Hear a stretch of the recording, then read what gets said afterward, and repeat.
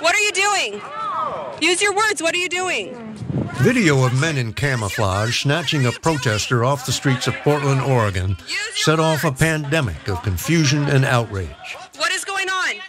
Who are you? Confusion about who these men are. What's your name? Tell us your name. And outrage at President Trump's threat to do the same in other cities. We're looking at Chicago, too. We're looking at New York.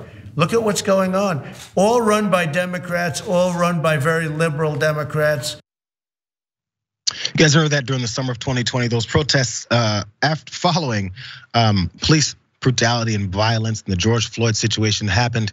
And cops were, in some cities, specifically there in Portland, were taking people off the street in camouflage uniforms, not identifying themselves, just having straight up qualified immunity from the law. Well, connect that to what's happening now at the border as Border Patrol agents are given similar types of immunity from the law.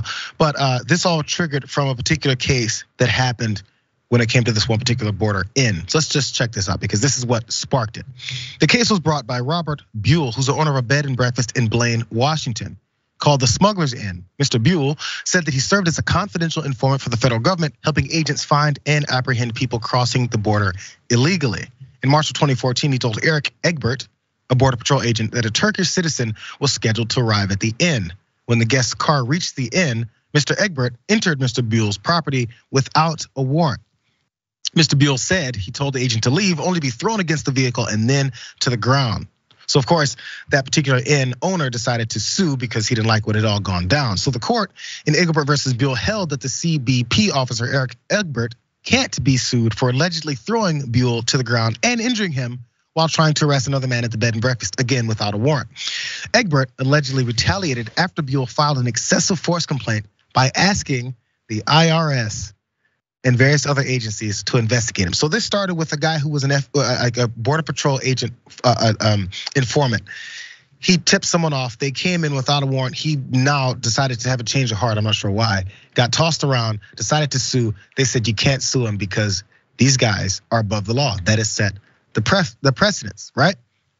So now, there's more because there's a legal columnist for Reuters that explained the implications of what this did go down and why it now affects today. So the court's ruling grants actual absolute immunity to Customs and Border Protection agents. That's nearly 20,000 officers whose work sometimes involves detaining migrant children and flying drones over protests to help with, quote, situational awareness.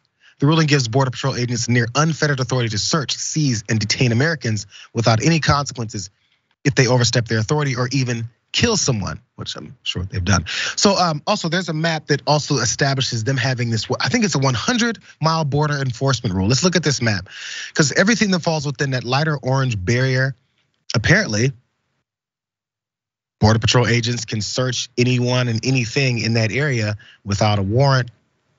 And they can enter, they're allowed to enter a vehicle, railway, car, access private land within this whole area. And that's the situation we now have because of this precedent, or maybe just because they don't want to have to do much else as far as enforcement or looking at the law when it comes to themselves. Well, first of all, I read that it was like you got to be. They got that total impunity within 100 miles of the border. So if you're gonna commit some sort of crime or anything, you're gonna do anything, start at 101st mile. That's where you set up your little inn. You know what I'm saying? If you're gonna take in, people that are illegal or whatever, they're coming across the border, non-documented, 101st mile, that's where I'm putting my in, number one. Number two, I understand, listen, law enforcement is a tough job. I've thought about it several times. What would I do if I ended up in a situation where there's some sort of tussle or someone's coming at me or I'm trying to get something done and I'm being attacked or whatever. It's a tough job. That said, you cannot give them such immunity that, like you just said, that they can do anything that they want. There's got to be some rules. You're not above the law. I heard somewhere about this inn that this guy had, that there was a lot of people that were coming in illegally. So okay, so now we got a bigger issue. Maybe they, if they really want, they should bring a case with the FBI and shut the guy down. I'm not sure what they need to do, but this is just ridiculous. And I think this is another reflection of the conservative court. And the types of decisions we're gonna be getting, where we're gonna be shaking our heads a lot and going, oh wow, we are really going towards the Handmaid's Tale. This is the thing, if you're a good guy, if you're a part of Border Patrol who's actually supposed to be doing their job correctly, it shouldn't be that hard to do it correctly. Yeah, bust people that for whatever lawlessness they've got, but why can't you do it within the law? Why can't you do it with the warrant? Why can't you do it in the normal way? It has to be these backdoor ways. I don't know if it's more exciting. They just don't want to wait an extra day. I don't know.